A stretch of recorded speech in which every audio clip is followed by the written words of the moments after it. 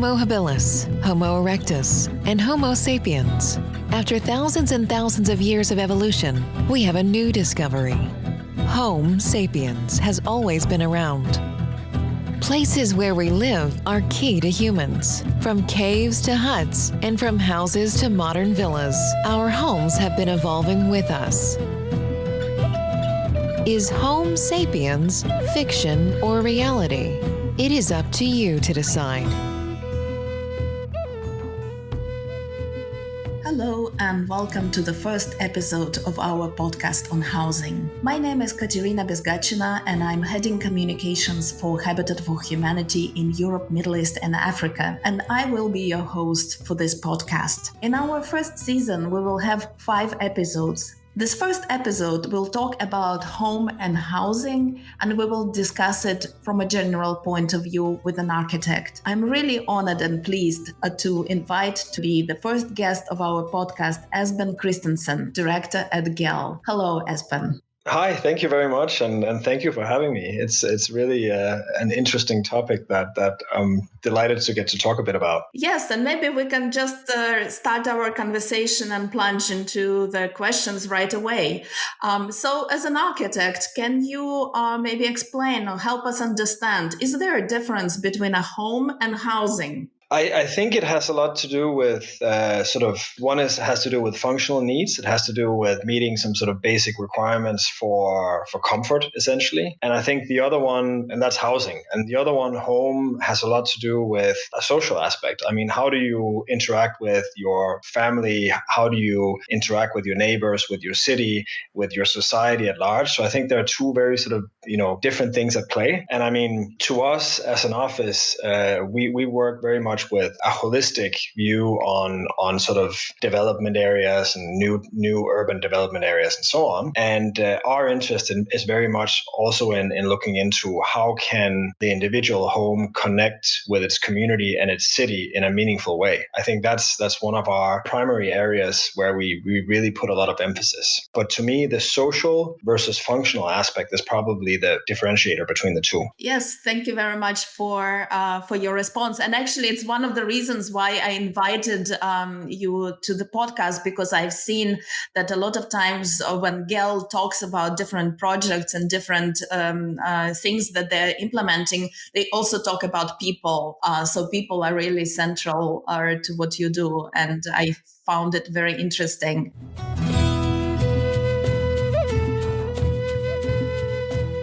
These days, a lot of people talk about housing, the right to housing, and that everyone needs a home. Why is that? And is there such a thing as the right to housing? Should we really ensure that everyone has a home? I mean, I think that it's a much bigger political and economic issue at play here. But I mean, some of the experiences from the places that have been sort of fairly progressive on this issue have been that, ensuring people an adequate type of housing is actually cheaper in the long run than not doing it, right? So I think there are, and this is, might be linked to certain contexts. There's been some experiences from Finland and so on. And of course, we're very much aware, and we work at a global level, that, the equation can look very different in a different part of the world. I think it's a really, really important goal to work towards. And I think even using the definition home and not necessarily using the definition housing is important, because I think there are a lot of examples throughout the world where maybe delivering housing at a sufficient scale and quantity, there's been moderate success at doing that, but it's been much, much, much harder to turn these areas into a home for the individual family and very much a home for the community. A lot of the work that we've been involved in, for instance, a place like Mexico that has had a very successful program of building affordable housing, for instance. The issue is if you build affordable housing in locations that are so far away from needs, the basic needs, services, jobs, transportation, and so on, you essentially create a situation where, they will never be turned into a home. And numerically speaking, what does that mean? It means that some of these new build areas can actually have up to, 70% abandoned buildings. So people will have gotten the credit, people will have, bought or rented, but because it's just not a viable living situation, they might have to travel 3 hours to get to their place of employment. back and forth, they end up simply abandoning these places. So I think the right to a home is also an interesting way of looking at it in that sense. Yeah, thank you. I think it's a very good connection and bridge to the next question, actually, that I wanted to ask. And especially you mentioned this example in Mexico that you were aware of. So what are the elements or the essential elements of good housing? And housing is a very complicated and very complex thing. So there are a lot of things. And that's why we as a housing organization also very often struggle, because it's very difficult to implement housing projects. But from your point of view, so what are the essential elements that need to be considered when you are embarking on different housing and especially residential construction? Yeah. So I would say, if you look at it from an internal perspective, I mean, there's an issue of making sure that basic needs are met, of course. I mean, that kind of goes almost without saying. So adding a layer to that, there is a thing about having good edges and good transitions, so that, for instance, you have ways of retracting if you need to, and you also have ways of interacting with the world around you. I think that's a really, really important aspect of good housing, because again, the way we, as human beings, as humans, the primary things that we need in life has to do with relating to other people, right? And that can be an incredibly frustrating experience sometimes. I mean, we all know this idea of being annoyed with our neighbors if they're too loud or if they drill at 3 a.m. or something like that. But on the other hand, we're also really dependent on those social connections. And I don't only mean that as a nice thing in terms of social life and so on. It also has to do with all of these other aspects about employment and mobility and access to society at large, right? Nature sometimes as well. So I think a big aspect has to do with where's the home actually also placed and how is it placed in that setting, if you look at it from an external point of view. So a couple of different things internally, a lot to do with basic needs. Flexibility is really important. I think COVID-19 has shown us that a lot of us are now sitting in certain parts of the world are now sitting in our bedrooms or, our kids' room or something like that and working, which just shows that there's a need for this level of flexibility, because we never know what will happen. And even adding to COVID, like this interface, I mean, the balcony all of a sudden became one of the most important spaces in all of Europe, for instance,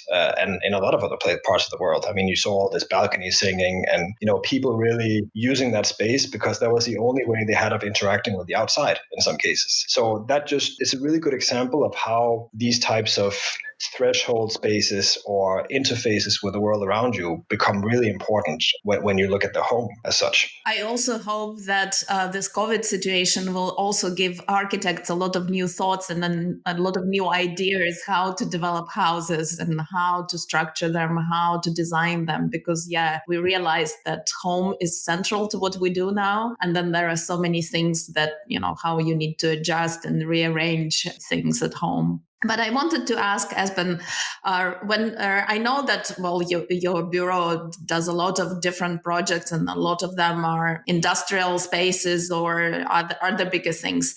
But when people turn to you for residential projects, for housing projects, what are usually the basic requirements, or do people put some requirements, or it's up to you, or you are free to do whatever you want? They give you like a free ride and you can do whatever you want. So I think just to frame it a little bit, I mean, housing is definitely something that drives development in almost all the places where we work. So housing is really, really one of the big sort of growth areas in terms of construction and so on. And I mean, we've all seen the statistics of how, the estimate that something like 75% or 80% of the world's population will be living in cities by 2050. And that's a massive shift from even where it is right now. So in the next 30 years, we will really have to go through a process of figuring out how do we do that in a good way. There's often a big sort of overlap between creating these more people-friendly, human scale, nice places to be, and actually getting good economic outcomes out of it, because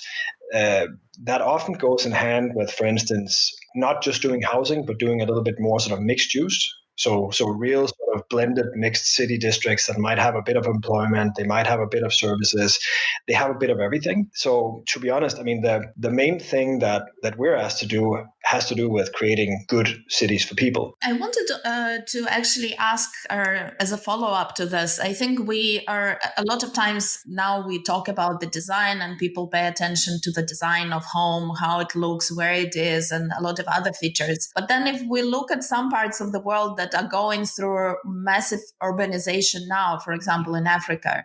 You have huge populations that are moving to the cities. They're living in the areas that don't have basic services or basic elements. Their housing doesn't have proper water. It doesn't have proper sanitation.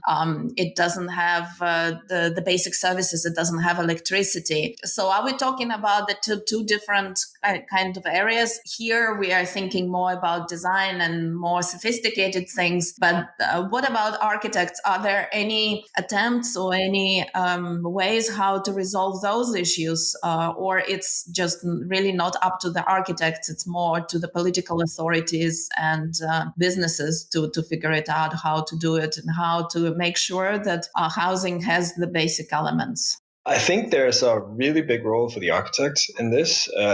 You're completely right. At the end of the day, a lot of this has to do with land use. It has to do with economics. It has to do with a number of sort of entrenched political and economic realities that needs to be challenged one way or the other. So I think there are, of course, a number of sort of more system thinking hacks that one would have to do to achieve positive outcomes. But I think there is definitely a role for the architect in terms of pushing the agendas around affordability, pushing the agendas around sort of sensible density in the right locations, and also about where do we place housing.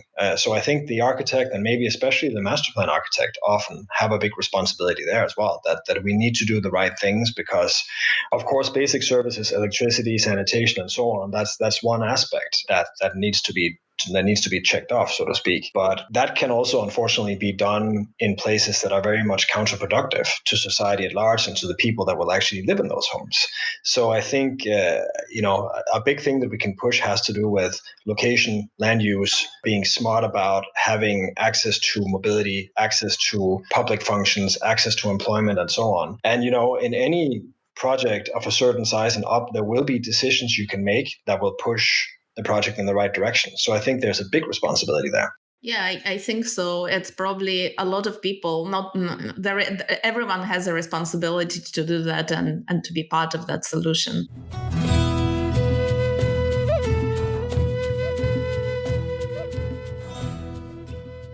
And I wanted to come now to a question that talks about sustainability. Sustainability is a word that everyone uses these days, and you hear it everywhere. What does actually sustainability mean in housing? When you're talking about housing, what is sustainability? And can architects build homes that match modern needs and are sustainable these days? So I think, again, there are a couple of different levels of sustainability. I mean, you have the obvious sort of technical level of sustainability that has to do with, how the performance of your windows and walls and roof and all the building components, the technical components, where you can take it very, very far, right? It's interesting to see, for instance, I know of examples of people that moved from, and this is in a Scandinavian context, where there's been a fairly large focus on energy sustainability since the oil crisis in the 70s, basically. And people even, they might have moved from an apartment that was finished in 2005 or 6 to one that was finished maybe last year or 2018. And their sort of heating cost might have gone down by doing that to 1/4 of what it was before. So it's just an example showing that it's pretty dramatic what you can do in terms of technology, because that heating cost, relates to water that has to be heated somewhere that emits CO2, and there's sort of a big component and a big sort of set of ramifications on that. The important thing is to kind of address it at the different levels and figure out where can you make the most impact. Because there might be ways where in Latin America, for instance, or Africa or Southeast Asia, where you have a completely different way of looking at this question, and you can actually make a much bigger impact by tweaking some other factors. To me, a really important aspect of sustainability also has to do with, again, this notion of location. Where and land use. Where is it that we build, and how does it connect to the bigger services and sort of the bigger connections of a city or region? Does it provide access to employment? Does it provide public services? Can you meet other people by being in that location? So that's a big question, because what happens if you don't have that, then people are quite likely to end up moving somewhere else, maybe to even worse conditions in terms of the actual housing unit, but with better conditions in terms of making it a home because you have more access to society at large and employment and so on, right? In a lot of the places where we work and a lot of the bigger cities around the world, and this, you can find examples of that all over the place. So, for instance, in Chile, in Mexico, in Argentina, all over Europe and so on, but especially in the really, really big cities, for instance, Mexico City or Buenos Aires or somewhere like that, it's surprising how low the density of people actually can be in very, very inner urban areas. And if you look at the history of those places, what has actually happened is that, an inner part of Mexico City, for instance, that used to have 60,000 people in it 40 years ago, today maybe only has 6,000 people in it. And that's already serviced. It's serviced by metro, it's serviced by institutions, by everything, right? And at the same time, you're in a situation where you're very much building further and further out from the city. And I'm recognizing this pattern happening in many African countries as well. So we need to be smarter about the square meters that we have already built. I think one of the basic tenets of sustainability that we keep forgetting is that, the most sustainable square meter is probably the one that was already built to begin with. So we should really, really also start with looking into the housing stock and sort of the building stock that we have. Can we convert to different uses? Can we take older buildings and make them work in a way so that they fit new patterns and new family types and new ways of living? Because they're already located in places where, in most cases, you have access to some of the things that people actually need access to create this sense of home. Yes, I think a lot of these projects are happening these days. And maybe just to finish off our conversation, and we started kind of with the idea of housing and home. And then I wanted to conclude it also on the same level. Maybe what does home really mean to you personally? Do you have any thoughts, any recollections that come to your mind when you talk about home, but from your personal perspective for you as an individual? So to me, home is, I live in the city, so in a way it's a sanctuary. It's a place where, you get the chance to move a little bit away from the world and maybe focus and have sort of different, more introspective, quiet moments in your life. But then it's also very much a base. It's a place that is defined by being able to connect to all of these other things around you. And I think one of the specific examples of that is that right now where I live at the moment, I'm so lucky to have the water right next to me, right? So being able to, go out my door 25 meters and jump in the harbor for a swim. I mean, that kind of experience is really groundbreaking, and that really gives me a lot of quality of life. So I think in that sense, as a base, it's also something that allows you to interact with the city, interact with your society, and interact with the world. So those are the two main aspects for me. Well, and I think that now in the times of COVID, and especially in the times of lockdown, all of us appreciate homes and really understood the connection between us and home. And home has been a central theme for many, many people this year. So we never thought so much about home, and we never discussed so much about home, and we never realized what a home actually means to us. No, that's a really interesting point. And the last 10 months, I think, has kind of put the whole theme of home and just flipped it on its head. And then you can ask, what does that mean for spaces where you would normally traditionally work or learn and so on? And I think where that discussion is completely up in the air still. I don't think that has landed at all. So it's very interesting to see how the patterns will be. I think the idea of housing and the notion of the home is more entrenched in us as individuals. I mean, you could probably say that civilization started when humans at some point decided that they wanted to separate themselves physically from waste, right? And they started sort of building some sort of notion of a wall or confinement around themselves and shelter from the environment and so on. So the notion of home is fairly entrenched in us, I would say almost biologically, but we can definitely see, workspaces, learning spaces, they're changing a lot right now. Some organizations are saying, office work that might happen in September 2021. Some universities are going, all distance learning. And how will that actually affect our homes? Because I think there will be a big sort of feedback effect from that happening over the next couple of years. Yeah, I think it's an evolution. So we have an evolution of human beings, and we also have an evolution of homes as well. Yeah, definitely. And just to go back quickly to, you mentioned this difference between the idea of the home in certain context and in versus other contexts. And I still find it interesting to see, and that's one of the experiences that we have by working globally, that we kind of see the same challenges around this idea of homes and neighborhoods and so on in all the different places we work in. So I think even though COVID might lead someone to think that we're sort of beginning this movement a little bit away from urbanization and a little bit away from cities, I think personally that we will be in a situation where still, there is a need to move around, there is a need to be around other people, there is a need for all of these factors. We just need to find a sensible way to land in it. And I think the same issue is happening in many very developed, advanced societies with, long commutes and people spending a lot of time away from their families and so on, that we're also seeing in a lot of other different places in the world. So I think the challenges are the same. The answers might be very different. But in the end of the day, I think we all recognize what some of the issues are, and we probably also recognize that the way that we should move to address some of the issues. Thank you very much, Esben. It was really a pleasure to talk to you. And I think housing is such a complex and such a comprehensive topic that, we can probably spend days discussing and not even arriving at the solution. But it was really great, at least to scratch the surface a little bit and to start talking about those issues. Fantastic. Thank you very much. Thank you and goodbye. Bye. Home matters to humans. You've listened to the Home Sapiens podcast produced by Habitat for Humanity. It is part of the Build Solid Ground project funded by the European Union.